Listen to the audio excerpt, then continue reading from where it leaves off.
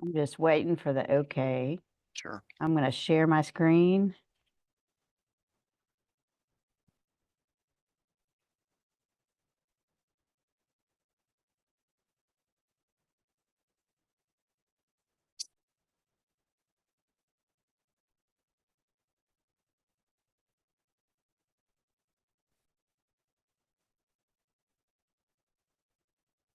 We're live. Great. Well, welcome everybody to the second Educator Preparation Subcommittee meeting about the EPP weighted accountability model and the revisions that we are going to propose to the PEPSC Commission. I think the first few slides are the same as what we looked at last time, kind of a history of it. But I'd like to go to can you go to the first one that has the three domains, or I think it's the second one actually. There we go. Of what we were using right now, or what was proposed initially to the state board that they kicked back to us to take another look at. I present all that information to our HR reps from across the state. There was an EPP group that Andrew and Kim presented to on my behalf. Thank you for that.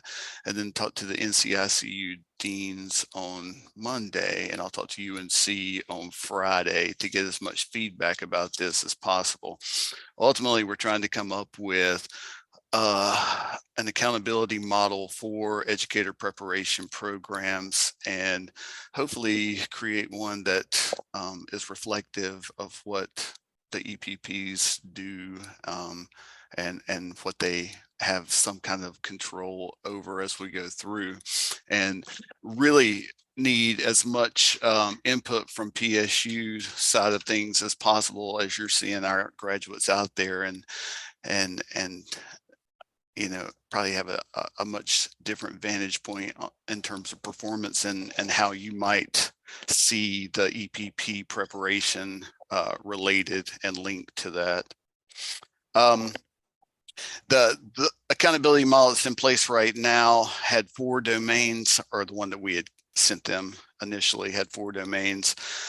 We've already discussed the fact that diversity domain 4 is going to go at this point, or that's been suggested. That has not been decided yet, but that based on the new executive orders and what we're doing in the state, that the subgroup domains don't make sense for us to keep in there anymore. So we're really looking at the 3 green domains. The first one being EPP performance, which we gave the majority of the weight. You can see on the right hand side, each one of these domains got a certain amount of weight that would be computed to create this composite score at the end.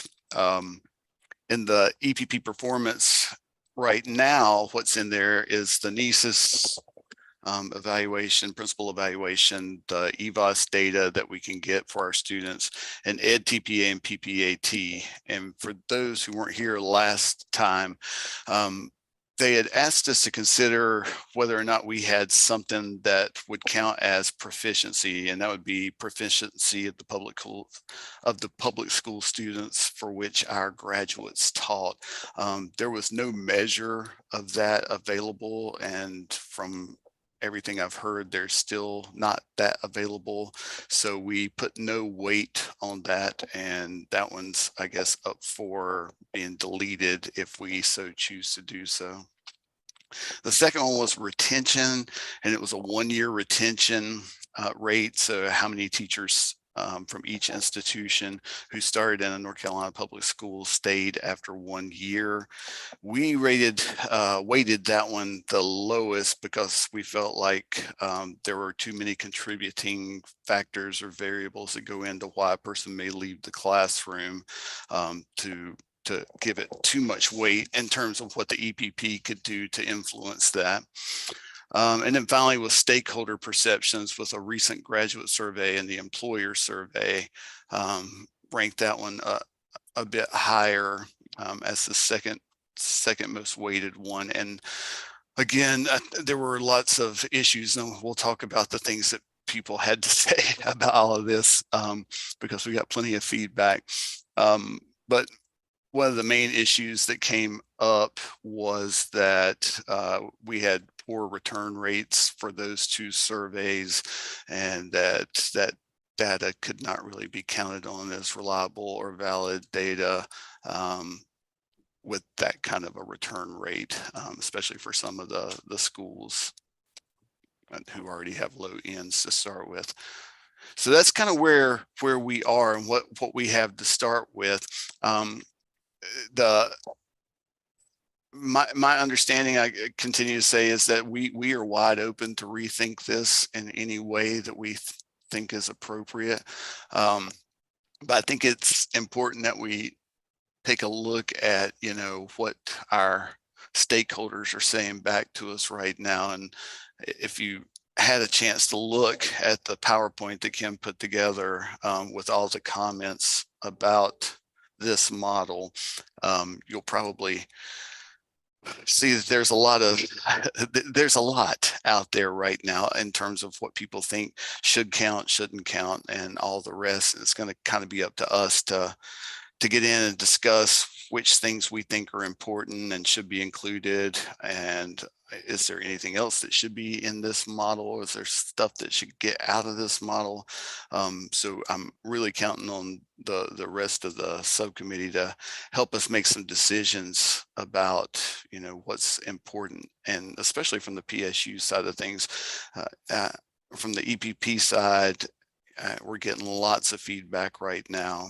And that makes sense because this affects our profession. But we also need to know what PSUs would think was fair in this kind of a model right now. So I'll stop right there for a second. Are there any questions about where we are now and where we're headed in the next couple of weeks?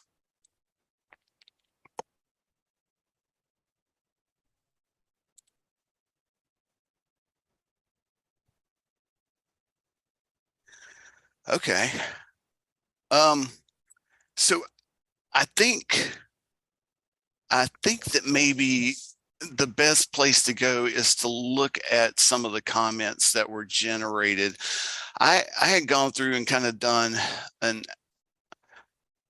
high level sort with the help of my AI friend of all these different comments. We could put them together in a way that might be easier to look at.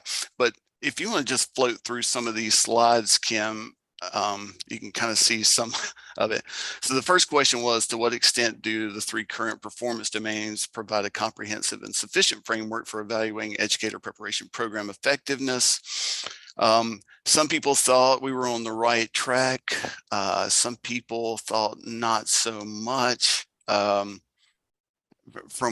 what I can see from trying to sort it all out yesterday, there were concerns about so much of the EPP performance domain, that first domain, being given to EVOS data and NESIS data, and people felt like that was unfair because those particular evaluation tools or assessments were impacted by other things than the EPP, perhaps even more than what the EPP could control there.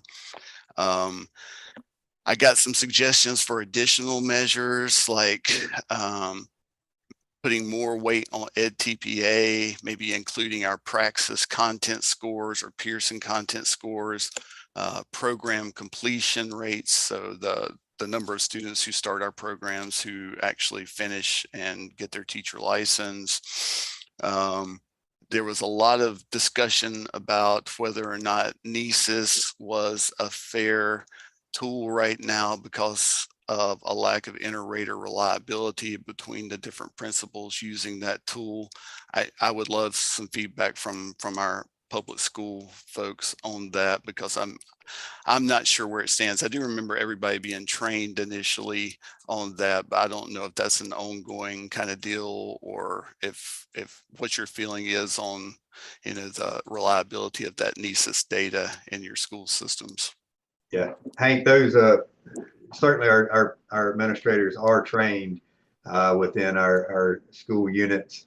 However, it is very subjective, and we've tried to work on that subjectivity over the years of making sure that the ratings that we're using are adequate and equitable throughout the district. But I would dare say that across the state of North Carolina, that there are those that use the instrument with fidelity and those that don't. So you may take that into consideration when looking at those scores. I agree with Bill on that. I believe, and someone from DPI staff might be able to give me the source, because I'm afraid I can't remember where, but a significant number of teachers are rated higher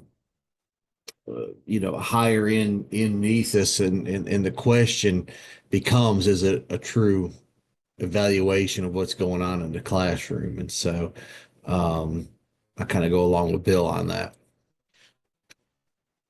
Yeah, if it helps to put it in perspective, I believe it's about 92% of the candidates that we measure in their first year of teaching out have a minimum of proficient across the standards. If that's there you helpful go. for a And perspective. thank you, Andy. I think that's a good point you made, because I can tell you, just quite frankly, with the teacher shortage and a lot of other factors, principals have to make some tough decisions right now of, do I get rid of an okay to a less than okay or less than proficient teacher, not knowing what I will get to replace them. And it's a tough time. And I won't get on that point. I had that discussion with some principals earlier today, so it was meaningful to me anyhow. But thank you. No, thank you very much. Both of you. That's really good information. Yeah, Hank, I know we've used, and I know other districts have as well, as looking at comparative data to see as to where they're ranked in NESIS and how they perform on the end of year exams, to see if there's comparison there. As Aaron's saying, there's just a lot of subjectivity on where we rank people. It's always easier to be nice sometimes than accurate. So as district leaders view our administration and look at what's going on in the buildings, those are some of the first conversations we have is, are you evaluating correctly? And those things equitable as you look at that document and that system. So certainly some probably areas of improvement, but it's what we have currently. And I think if it's used appropriately, can be a good tool, but there are a lot of subjective areas within those standards. Thanks, Bill. I guess then the question would be, is that a measure that we want to keep in this model at this point? Does it really tell you, as superintendents, as district leaders, and as teachers out there, does it, when you see the results of the NESIS at the end of the year, do you go, man, that person was really prepared well by their EPP coming in? Or does that ever cross your mind at all? I just don't know if it's relevant to what we do or not. I can speak for myself. Number one, we're grateful for our students that are coming through that route. We're seeing they're more prepared than others that are doing alternative licenses currently, to which we have many. If you're looking at the data, currently, I think the last I saw was 41% of our newly hired teachers are coming in from an alternative pathway. So they truly have no experience in front of a classroom with students, and those that have come through an EPP have, and they are more effective, and we're grateful for that. Is their performance an indicator of how they were prepared by a university or college? I'm not sure that you can correlate those two. A lot of it again goes back to who's doing their evaluations, and then ultimately how well they work with students, and some of those factors I'm not sure are that you can draw back to that of the university. Aaron may have some different feelings on that. No, I think you're right. I don't I've never gone back. I always looked at that individual employee. I've never really necessarily tied Bernice's score to, the thought that I would or wouldn't want to recruit candidates from a certain EPP. Yeah, I agree with Bill on that. I don't. I think we all get our fair share of excellent teachers, and then those that may have an opportunity for improvement. Yeah. And I And, think, and go ahead. sorry, from the educator standpoint, I am in a very large school with a principal and 2 assistant principals that all grade differently, right? And so I think the perspective that they bring is very subjective to who they are and how they evaluate it and how they look at each of the standards. Because I've had administrators that are like, I'm never going to mark you distinguished unless you're in this amount of years, right? Because they think that a distinguished person is somebody that is a veteran educator, right?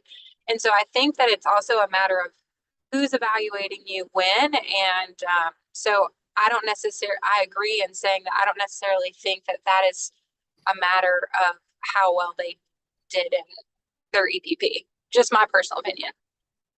Yeah. And Hank, I know that, certainly I appreciate those remarks, Heather.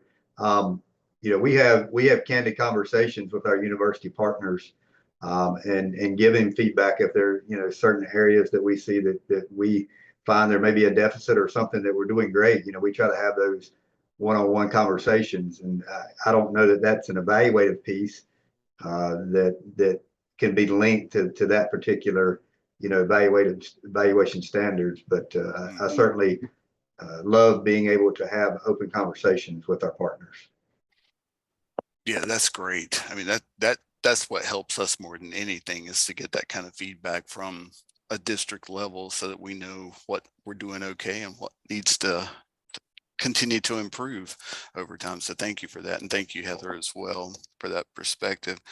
So I guess what I'm hearing, if I'm hearing all this correctly, is that NESIS, if it stays a part of this model, needs to probably not be weighted terribly high within the entire model.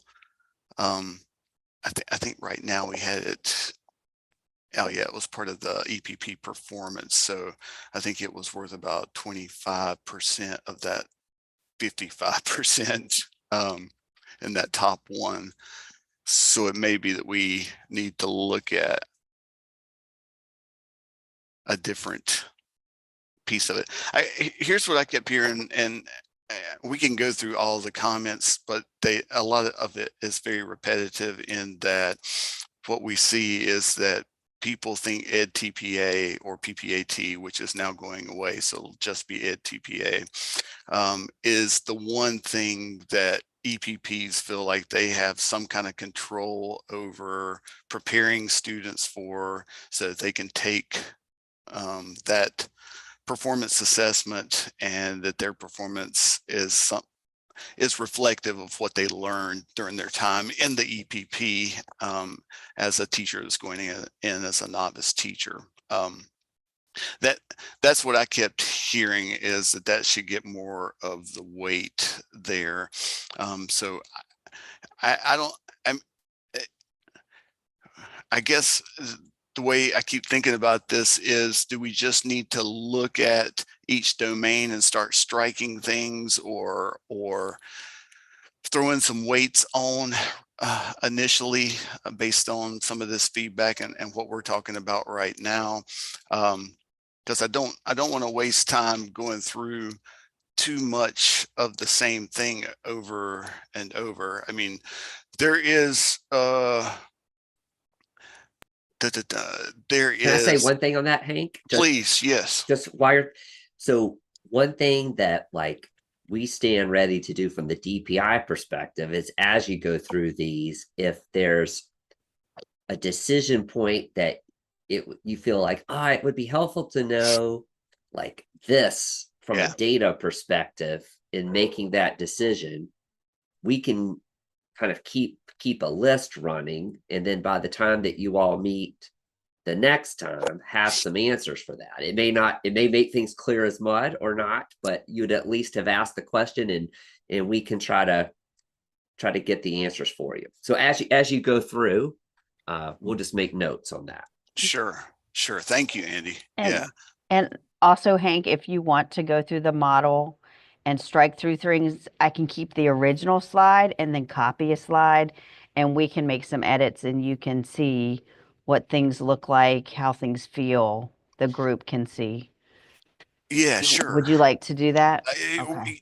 that would probably be great. I've got a little spreadsheet thing started here as well that we could look at as a group too. Did you want to share that your screen, or let me did you s- want me to? Let me see here. It's up to you. Yeah, can I share just to show? I kind of took all the stuff that I had read, which is a lot, so I could be confused by this point, and tried to group them into domains that look like what people were saying, just for us to have something to discuss. And none of this means anything other than just a place for us to start our discussions. So in the domain 1, people obviously wanted EdTPA to be there and to be the highest weight of this entire domain. There were a few comments that said, could we include completion rates? I'm not sure.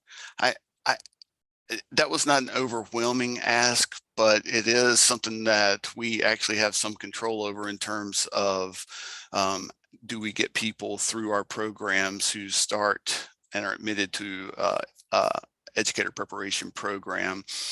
We had a number of people that said Praxis and Pearson content exams should be a part of this weight. And then it came up for national accreditation status. What should that mean? If your program is nationally accredited by CAPE or AQUEP and you are evaluated annually and then have a giant evaluation every 7 years to ensure that you're meeting all national standards, should that mean something in terms of these EPP performance measures? I think one person said, if you're nationally accredited, then this domain should go away in terms of scores meaning anything there. Love your feedback on any of the parts of this domain 1. And again, I group these things just based on what I read in the comments. It has nothing else to do with anything, and nothing has to stay where it is. And the weights can change as well, of course. This is Ann. Yeah. So when I step back and think about why we would sanction someone, I think about sanction meaning basically we're saying, excuse my language, I don't want to send anybody to listen to us over the edge, but we're basically giving you warning that you could be shut down, right? Right. I mean, that to me what it's saying, or you've got to improve or you're going to be shut down. So I think about the things that we have control over, and we should have control over EdTPA, we should have control over content exams, we have control over national accreditation status, if we want to put that in there, because both of those national organizations require a continuous improvement model, right? And certain standards. We could also put that into, like, maybe if you are on a warning list, maybe we say to you, you must go through a national accreditation of some type, right? That would be the people that would monitor whether you're meeting the standards in relation to the in-test standards, et cetera, et cetera. It's another way that I thought about that. I think NECES is a variable that it's all over the place. Unfortunately, we do not have a consistent evaluation, iterative reliability in the state. I do think that the current grad survey and the employer survey do provide some input onto, do the employers feel like they are prepared? Are we kind of meeting the mark on that? And do the graduates feel like that they're overall prepared now that they're in the field? Right. Everything else, I mean, we can put EVOS in there I go back and forth on that because that's going to be messy in terms of whose do we count Whose do we not count? What are the other factors on that? But I mean, you could do some bonus point stuff for like, you know, people that put a lot of people in like low performing schools, right? Are they meeting their mission? But that's just a thought. But I think the things that we completely control, like if you cannot have a decent pass rate on EdTPA, a decent, I'm using the word decent, I don't know, because I don't know what our cutoff would be. A decent pass rate on getting students to pass content exams. That doesn't mean every single person's going to pass them out of the gate. And if your employers and recent graduates say that you're doing a good job, would we shut you down? I think not, state of North Carolina. But if you have consistently across all those things, issues, then you need to go on some kind of warning. I'll just speak out. Yeah, I like it. Yeah. I mean, I'm happy for anyone to react to that or disagree or whatever, but and I'm thinking about traditional programs when I think about that. Those comments are about traditional programs because I do think that residency might be a different model. Yeah. But for traditional programs, those would be my thoughts. Can I chime in I just would one thing? respond. Andy, let's hear it. Yeah, so I've been thinking a little bit about the EdTPA thing, and I'm preparing something, and I haven't seen the results yet, but for our next meeting, one of our criteria that we talked about at the last meeting or the meeting before was we'd want to be careful about any measure that looked like it would disparately impact a by race or ethnicity, for example. Like if EdTPA is true, if the patterns for that hold true to like the other deep dives we've done on the license exams, like the elementary ed content,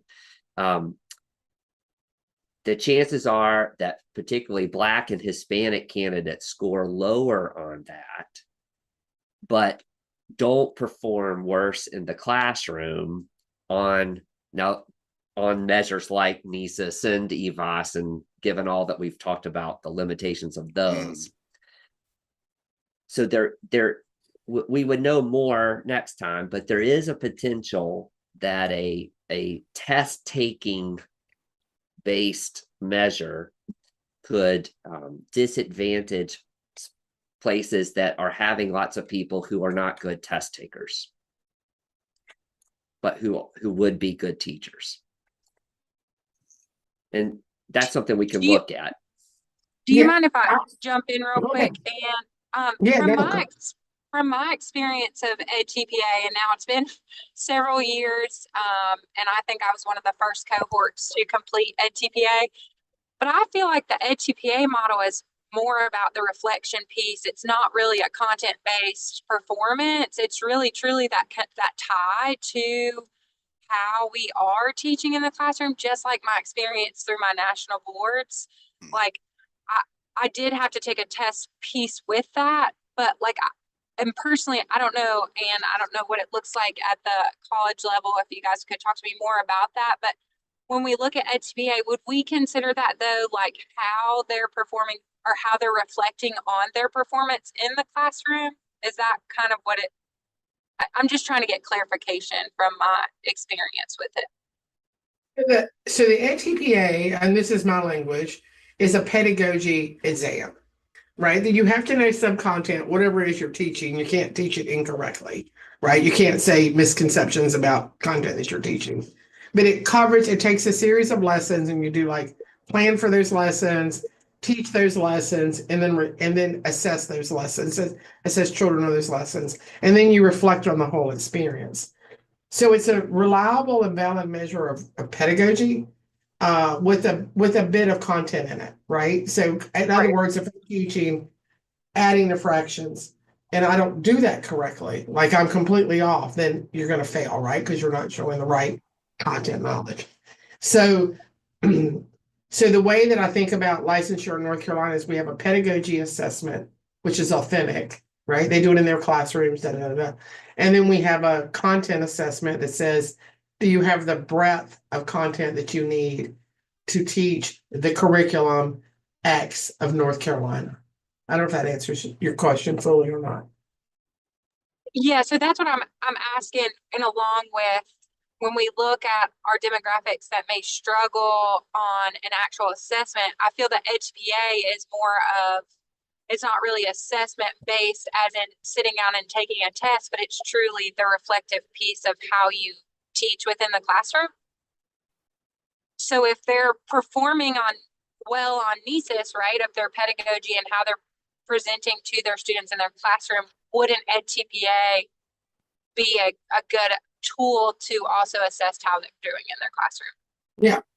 Yeah. Okay. So like when I think about maybe them, I think it's a good weight, right, of the balance of, yes, we may not, this demographic may not be as successful, say, on a test taking, that's a barrier for them. But if they are showing success in the classroom through NESIS, I feel that EdTPA would also, with having more weight, would show how that counteracts each other. Just thinking out loud. And Andy, to respond to you, I'm wondering if we need to say, if we could think about, like, all right, we're going to say EdTPA because we know everybody has to do that for licensure X. But like, and then University X has a low EdTPA score, but they have, and maybe a low content exam score, but they have good employer surveys and good recent graduate surveys. Let's just say there are those 4 things. And could we say then we would look and say, Andy would go to work and say, let's take a subset of their graduates and look at their EVOS scores that have EVOS. So while they might have lower pass rates, overall they do well here. So no, they're not on the list. You see what I'm saying? Like it could be kind of an or. No, Or I like, do. And the good news, Heather, I definitely was resonating with what you're saying. And the good news is we'll just be able to look at it and see if it's an issue that we need to deal with or not. yeah. And if it is, perhaps an approach like what Ann's talking about could work. And that would be, up to you all. But yeah. Yeah. And I kind of also like my idea of like, if you're on this list and you have 3 out of 4 that are really low and there's not an or that's taking you back off the list, you know what I mean? Like, so you look at EdTPA, that's low. You look at EVOS, that's low. So like it's still low, right? Then what are we going to do with these people, right? Like, facade, University X. Like, would it be, I just wonder if we could just lean into some of our systems. I'll be quiet for a while. Okay, back to someone. I think an important point that you raised in is that this accountability system, even though by law, I think it has to result in levels 1, 2, 3, and 4. It really is all about identifying the lowest level. Like there's no, unless you all change it, there's no advantage in being level 3 versus 2. You're not like Right. a level 3 school or a level 4. And so that could help you think through the different measures to think about what's your just low bar. Like if people are doing worse than this on this measure, then yeah, they should be either doing some serious repair work to their program, or and if they can't get it turned around, they should shut down. We're that serious about this measure. Right. I think that's a helpful framing for you Yeah, as you think about weights and what the different measures are.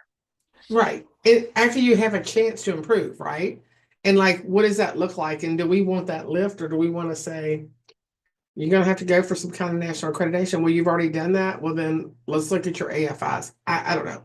Like, I think that part to me, and I also think that maybe to keep it on people's radar, and they would have, let's just, before they ever get to a warning, let's just say those are the 4 elements.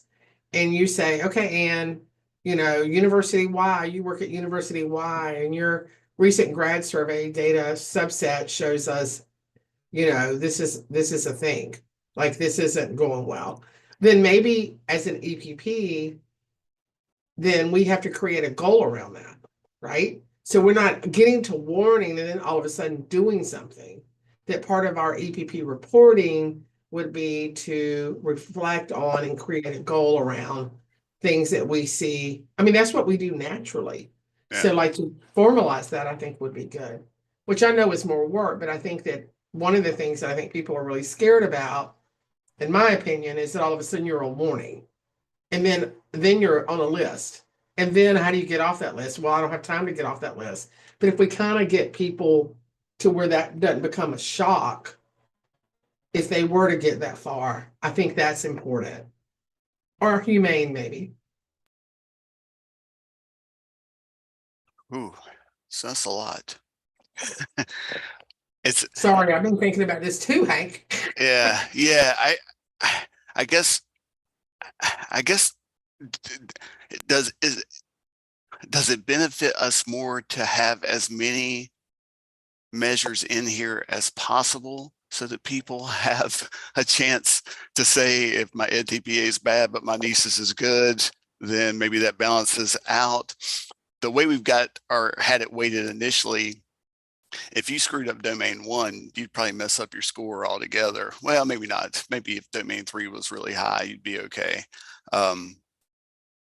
I guess that's what I'm thinking is if we're weighting each one of these domains, and just take what I've got here with a grain of salt, but if domain 3 was only 15% of the total score as compared to 70% for these measures on this side, it wouldn't really make a big difference to somebody, even if they were doing outstanding in those 3 areas, if domain 1 went down.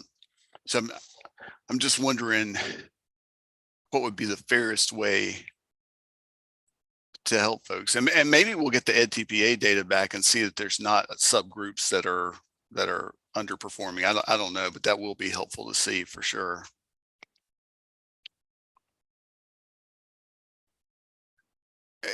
Our public school folks, as you look at any of these measures, do you see anything that just doesn't make sense in terms of measuring the performance of educator preparation programs? As Hank, as you put these 3 domains here, the way you put it makes somewhat better sense to me. You know, I agree with all your conversations of what you're saying. For me to reach that cut score of, you know, what is acceptable and what isn't, I think you almost have to do a little bit of backwards planning to see where universities are falling within these domains currently, and then to try to figure out a consensus of what's acceptable and what isn't.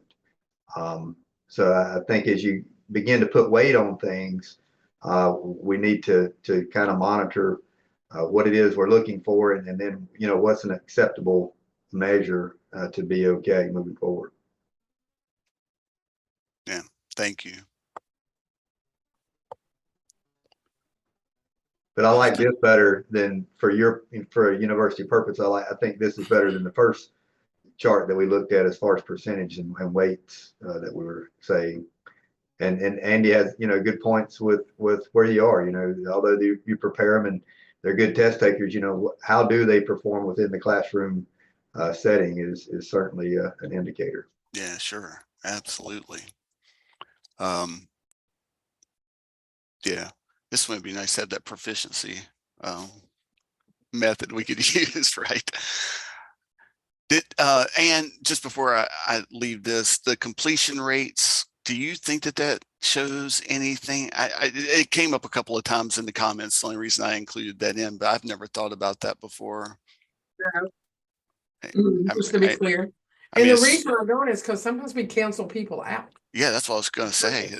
Our job is to And be. so I don't want people to not cancel people out because they, you know, they don't want to they don't want to be on level 2 or whatever the level are, you know, whatever the thing is. So I Right. I don't think yeah. And I think in residency programs that might be a real killer. Oh yeah, for sure. Okay. That's why my thought was that had nothing to do with performance anyway, how we perform, but I definitely want to honor that people had that out there.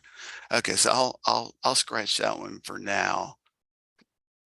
So practice and peer sync content exams, they're they're fraught with weird things. As Andy's already said, we see that some subgroups perform much worse than others on those. We've also found out that the majority of them don't correlate to performance in the classroom or EBOS data. And I think, what was it, the literacy exam, the FORT, and maybe the high school science were just a couple that actually had some kind of correlation in terms of that. The other thing is, with Praxton and Pearson content exams, we've got another law that kind of guides those, because we've got to make, isn't it 70% or better have to pass on their best attempt, or we can, I don't know what happens at that point.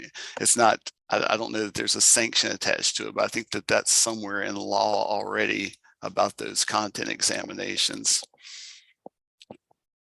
One thing about the exams, and this may be, rule me kind of out of order if this is too far, like in the weeds. This Sure. is more operational, but as the part of the team that would then calculate that, we would need to do some thinking about when the time, like how to set the window for when they should have passed those exams. So say somebody takes it the year they complete the program and they fail, they've got, 3 more years, or a total of 3 years to pass those exams. Do we hold that window? How much does the EPP affect the subsequent attempts or not? I don't know. Do you see what I'm saying? Like, Yeah. we would need to do some thinking about that. And the longer that we hold that window open, if we held it up for 3 years, then when the people get their percentage for this, it's for completers from 3 years ago, for example. So in terms of our goal of making these things relatively quick so that people could act on them and change things in time, it kind of, so that would be something that I don't know how to figure out, and that we would need to, there's trade-offs, and we would need to talk about that as a group. And does that make, do you see the trade-off? Oh yeah. Yeah. No, I hear that for sure. The vast majority of people take these exams the year they for the first time, the year that they complete the program. Right. But those that, those that don't pass, then they're taking it on several years after completion. Dr. Weddington, this is Andrew.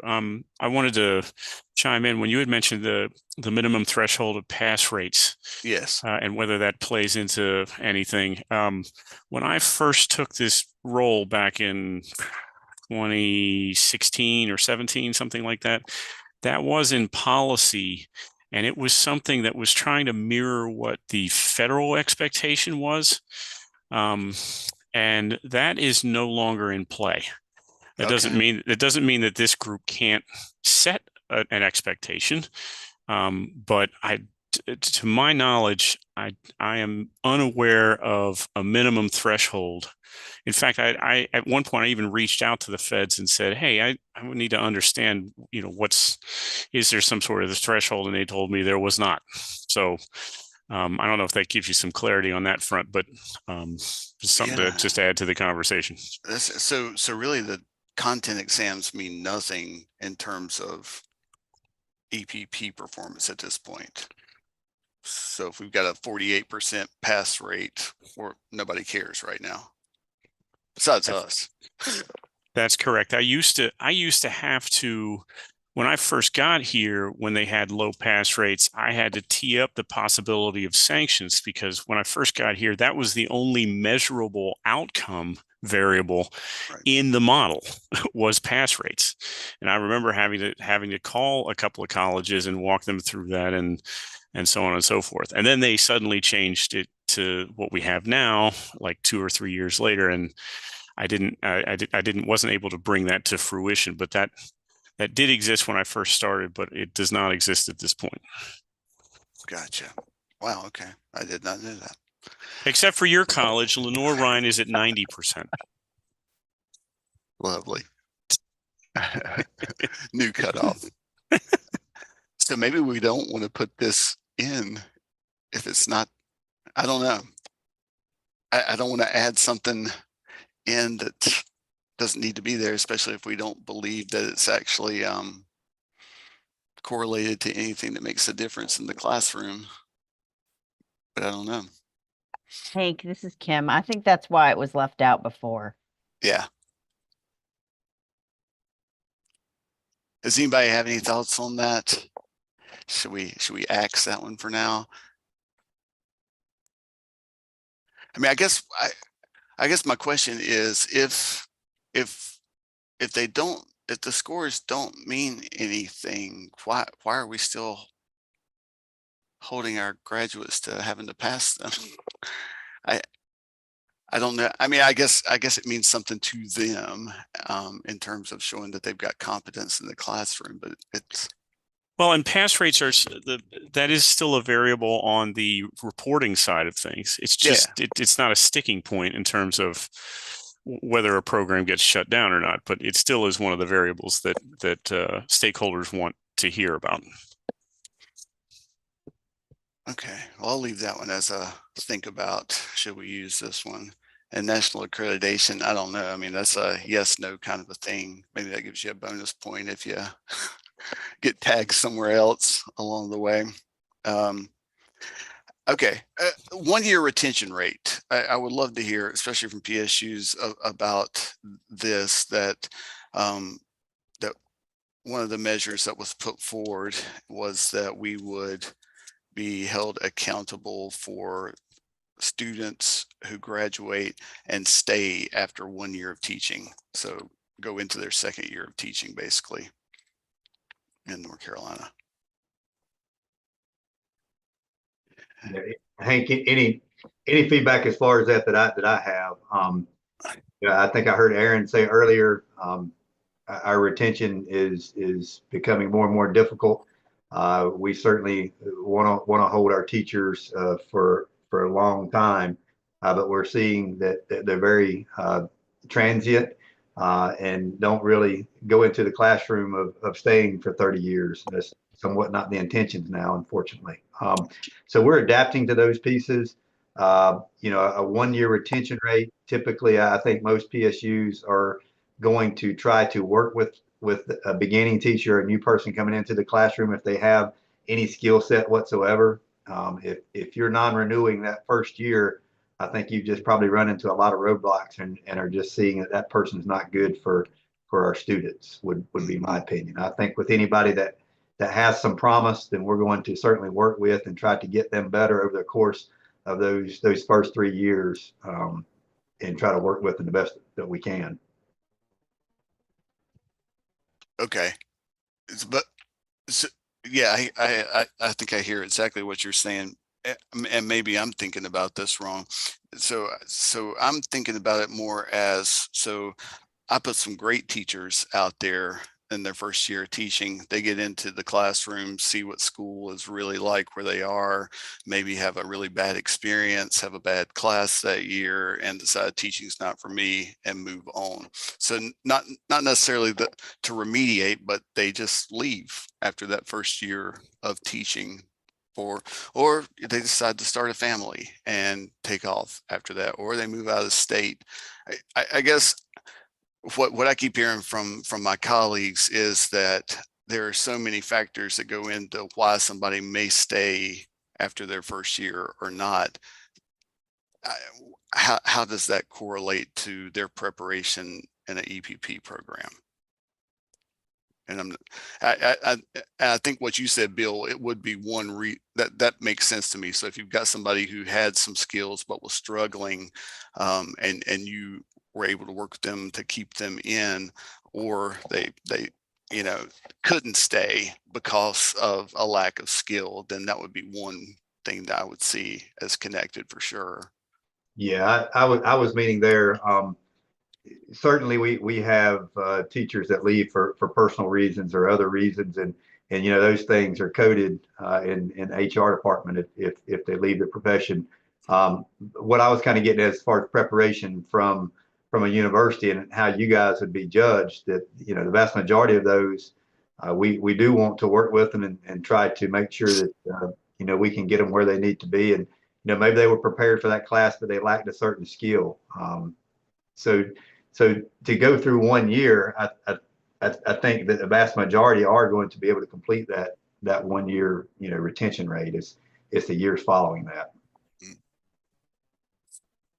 Okay.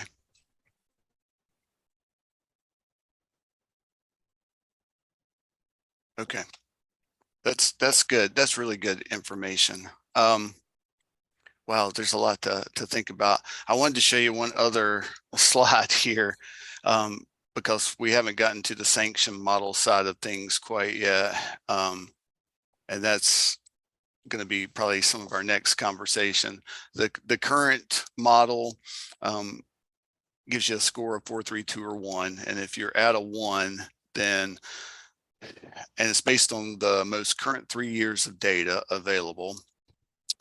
So you get a 1, you go on warning, and then in year 2, if you go to probation, if you're still at a 1, year 3, you stay on probation, 4, you stay on probation, and then year 5, you can be revoked from your status of giving a license.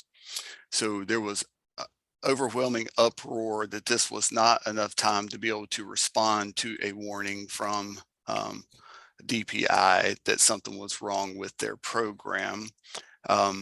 And so I tried to draw up what I thought looked like what it might take to be able to do this. So let's say in year 1, and my example would be like if we started doing it at the end of this year or next year, we could have the data from 22 through 25, right? And we get a score based on that. So I know now that I've got an issue. I scored a 1 and I've got to get it up. The next year would be the year, or yeah, that year would be the year when I could start actually rewriting my curriculum, clinical revisions, doing all the things that would have to happen. And it always takes a year to get that through and into a catalog so that people can start into that revised program. The next year would be the first year of that revised curriculum. So that would be juniors typically coming into the EPP program that's been revised. Next year would be the second year of students. So nobody's graduated yet from this EPP under this new revised program. So it's not until year 5 that anybody would even come out and be in the classroom who has gone through the revised program. And during this year, we're still basing everything on data from the old program, from students in the old program. Year 6, we get our first set of data based on that first group. And then year 7, we have at least 2 years of data to look at whatever this new revised program is. Right. And I just called this early alert, something to let you know you could be in trouble coming up quick. The next year, we'd have all 3 years of data. That seems like we could make a strong decision at that point as to whether it was working or not. You're on warning. 4 years of data are available by the year 9. So it's probation.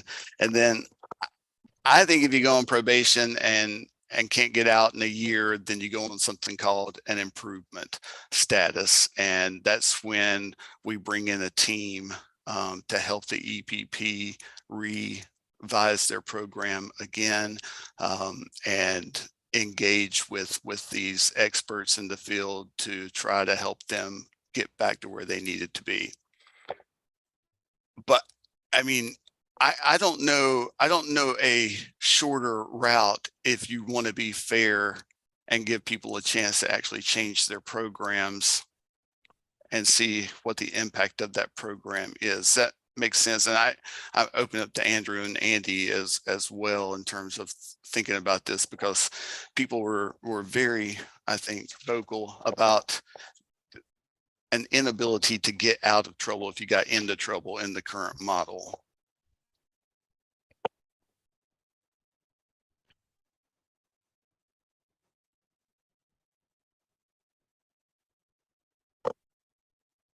the one thing I would say from Andrew can speak to the kind of like the timing of,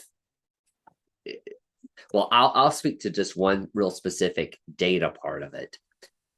Basing it on 3 years of data in any given year, your score is based on the last 3 years of data, right? Right. And that serves some good purposes. It helps smooth out any like blips up or down, over the last few years. And it also helps with the EPPs that are smaller to kind of get more signal into, more candidates, into the mix. A downside of the 3 is that if someone has a group that is bad, like performs badly on some measure, that group's performance is going to show up in that year, and it gets brought forward to the next year and to the next year. So like now the converse would be true too, if they just did really well, but from the model is kind of relying on consecutive years of poor performance on a measure to indicate a kind of a dink, right? But because we're always using the last 3 years, 1 year's performance in one will show up multiple times down the road. Does that make sense at all? I can't tell from your face, but yeah. I mean, it's and that's exactly what I was thinking about as I was going through this, is that, all these same people potentially could be tanking the scores for a good long time while we're trying to revise the program and come up with something better. And so there has to be some point where we have some data on the new program or the impact of the new program that would let us see if the improvement happened for sure. Something to think about. I know we were at time. I'm sorry that I knew this was probably going to go long to think about. I will, I've written down some notes. Go ahead. Hank, we Yeah. have till 3:30. Oh, do we? Oh, okay. Yes. I'm sorry. My thing says 3 for some reason. I probably messed it up. That's good. Okay. So good. Oh, we can keep talking then. So I don't know, Andrew. I would love that. I know you thought about this a lot as we set the initial one. Your thoughts on how we do this in a way that's fair and lets people actually have an opportunity to improve. Yeah, I mean, it's certainly something that we voiced when we presented over to the JLEOC, and I've tried to say that at every meeting, that the timing is a little bit of a problem. Let me just for the interest of time, let me just table that, and I'll get with our team and see if we can come up with some thinking on that front, rather than we got precious time here as a group. The one thing I would encourage you all to think about, and this is something that is an issue, is how do you start the next model, right? Like, is there a recommendation towards that? Because one of the things is, if we do have a bad program as defined by the data that you guys come up with a model, are we going to wait?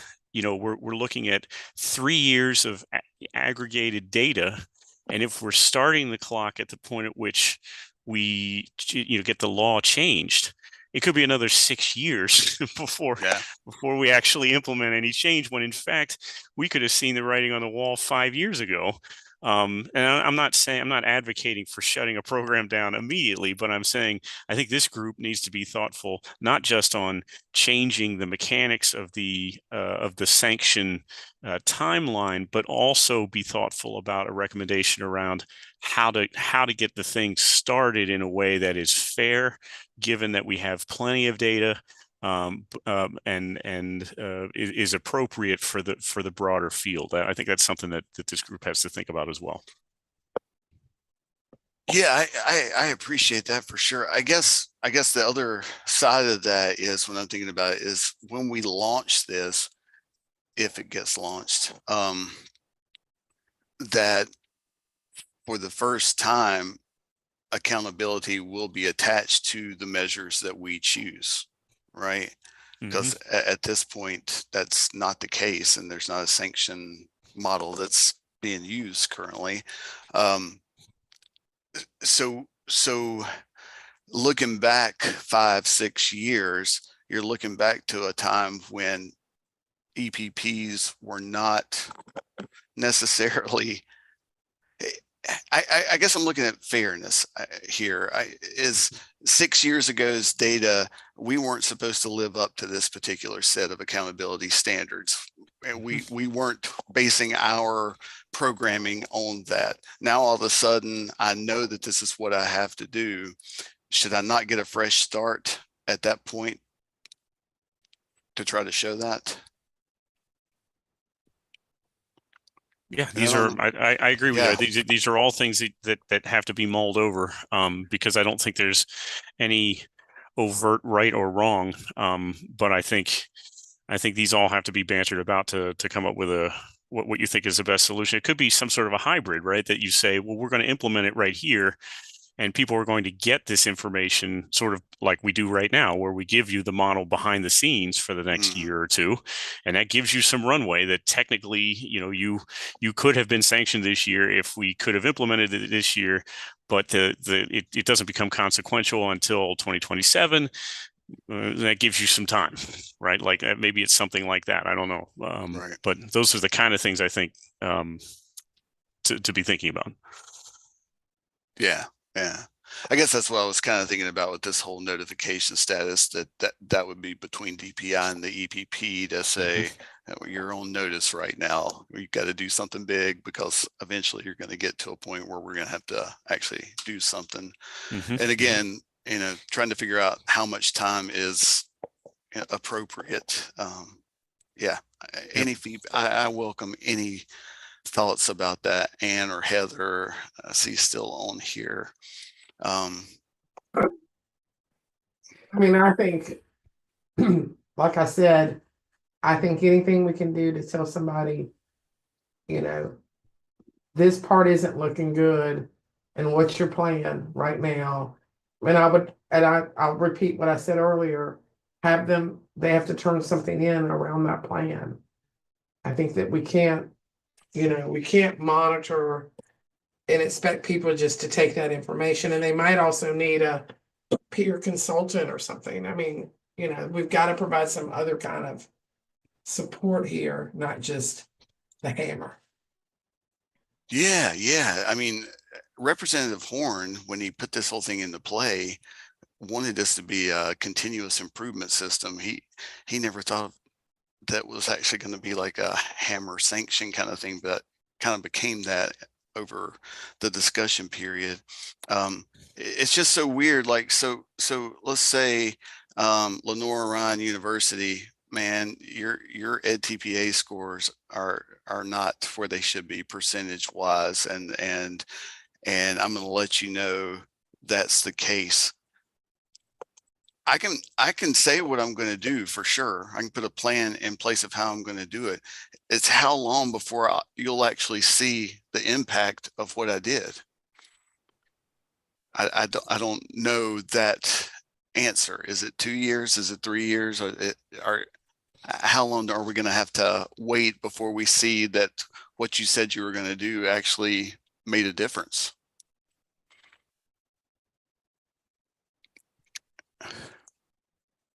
Hank, I think too, like if people are making growth toward improvement, like, is that what we want to see? I mean, that's what I'd want to see. Yeah, absolutely. I mean, I don't know. I guess part of this notification period is also that the hope would be that over the course of that time, you get yourself to a 2 or better so that you can come out of this sanction window that you're stuck in initially. I just don't know how long that should be. What's fair and what makes sense. So as you all think about this, I would love any kind of feedback from DPI or from ANU or anybody. I think we're the only ones still on here now. Hank, so Uh-huh. Hank, in policy TCED 008, that's about sanctions. And I know this is just in policy. It hasn't been put in rules yet. But this particular there's a chart in that policy that kind of lays out for year one if you get warning or probation status. And I know that it's not necessarily what will correlate here, but it talks about having an action plan. It talks about peer technical assistance. It talks about an NCDPI on-site review, depending on the year, depending on your status. So I can share that screen right now so you guys Yeah, can see that. sure. Let me stop mine. There you go.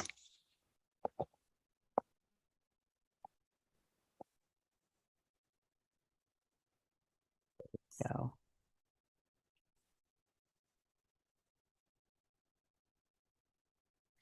oops.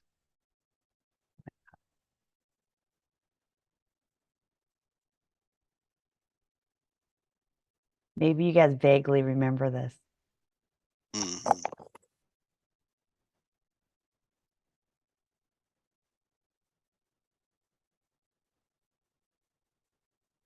So maybe you could borrow from some of this. I can Yeah, also send everybody a copy of this after the meeting. that would be great. Mm-hmm. Yeah, that would be great. Sure. When did this policy get put into play? You have the date on that? Well, I mean, it was within the time period that we put temporary rules in, Okay, but not permanent rules as gotcha. far as the accountability model that's in law now, the current one. Okay, It was probably 2020, 2021. I'd have to go back and actually research that. gotcha. Okay, so I'll Yeah, that'd be send this great. to you guys. Sure. Yeah, I'll take a look at that.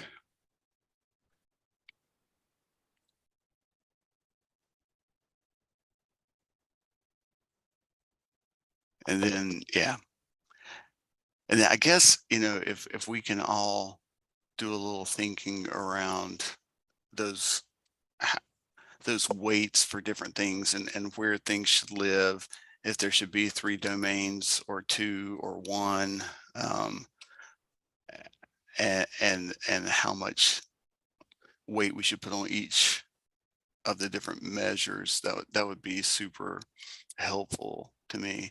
Or is it something like, if this, then we look at this kind of a deal. I just that starts to feel like we're just going to put whatever percentage on any measure that works best for an institution so that they never go on sanction. So that would be, I don't think, taken too well by those who look at it.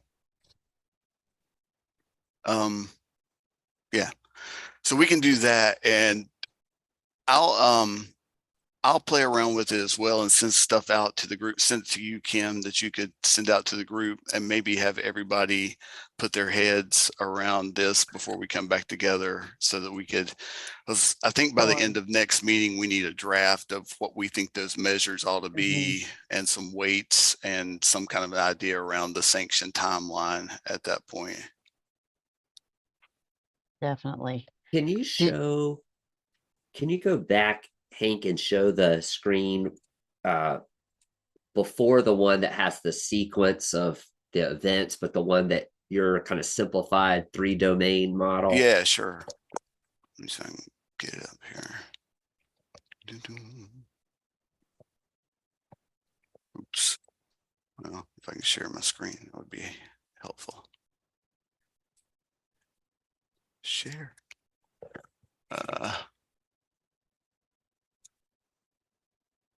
Well, it does not want to come up. Andy, I'm sorry. Let me close down and back up.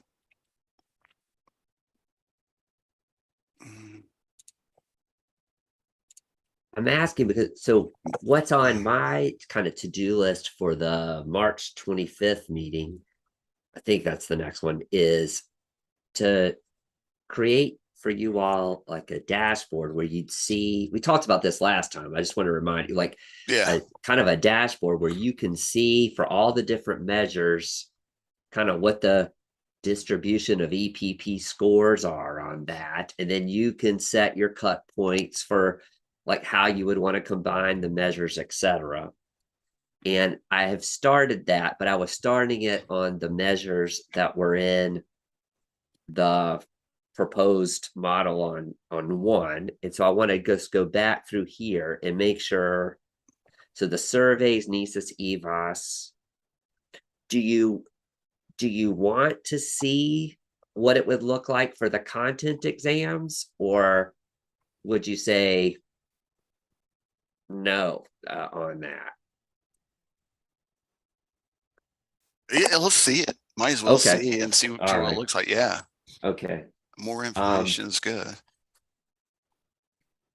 Gotcha. And then can I ask one specific question about the Yeah. retention rate? Uh-huh. So was the idea, so when we measure the retention rate, the numerator of that is the people who stay another year, right? Like they teach 1 year and then they stay the next. That's a positive outcome on this measure. But I'm curious what the denominator is. Is it of people who teach for 1 year, who go into teach right away? So is it of the percentage of people who do go into the classroom after they complete, what percentage of those then teach another year? Or is it a percentage of completers from the program? I see. And that's a crucial difference for how there's no right or wrong to this, but in the dashboards that we do that are public facing, when we report on this, we make it's as a percentage of the people who do teach out of the program. That way, an EPP is not docked for if a lot of their people go out of state or don't choose to teach at all, that's not showing up. But do you have any direction on how you'd like that? I like it better that way for sure.